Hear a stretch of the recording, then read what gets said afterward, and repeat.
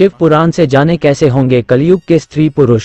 ब्राह्मणों, शिव पुराण के विदेश्वर संहिता के अध्याय 1 में उन ऋषियों द्वारा कलयुग का वर्णन किया गया है कि कलयुग के मनुष्य कैसे होंगे, कलयुग की स्त्रियां कैसी होंगी, वह सब वर्णन इस अध्याय में किया गया है। तो आज इस लेख में हम आपको वह बताते हैं। शिव पुराण के अनुसार जो धर्म का महान क्षेत्र है, जहां गंगा यमुना का संगम हुआ है, उस परम पुण्य प्रयाग में जो ब्रह्मलोक का मार्ग कहा जाता है, महातेजस्वी महाभाग महात्मा मुनियों ने एक विशाल ज्ञान यज्ञ का आयोजन किया। उस ज्ञान यज्ञ का समाचार सुनकर पौराणिक शिरोमणि व्यास शिष्य महामुनि सूत जी मुनियों का दर्शन करने के लिए पहुंच गए।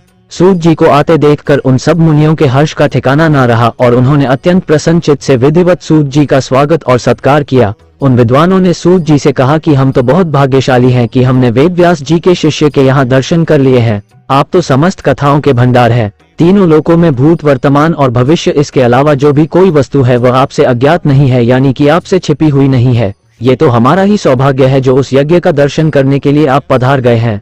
हमें तो ऐसा लगता है कि वेद व्यास जी के माध्यम से हमारा कुछ कल्याण होने वाला है। शिव पुराण की विदेश्वर संहिता के अध्याय 1 में उन ऋषि मुनियों के द्वारा कलयुग का वर्णन किया गया है। कलयुग के मनुष्य कैसे होंगे, कलयुग के लोग कैसे होंगे, कलयुग की स्त्रियां कैसी होंगी, वह सारा वर्णन इस अध्याय में किया गया है। तो आज इस लेख में हम आपको वह बताते हैं। घोर कलयुग आने पर मनुष्य पुण्य कर्म से दूर रहेंगे, दुराचार में फंस जाएंगे और सबके सब सत्य भाषण से मुंह फेर लेंगे, दूसरों की निंदा में तत्पर होंगे। कलयुग में लोग पराये धन को हड़पने की इच्छा करेंगे, उनका मन पराई स्त्रियों में आसक्त होगा और वे दूसरे प्राणियों की हिंसा करेंगे, अपने शरीर को ही आत्मा समझेंगे।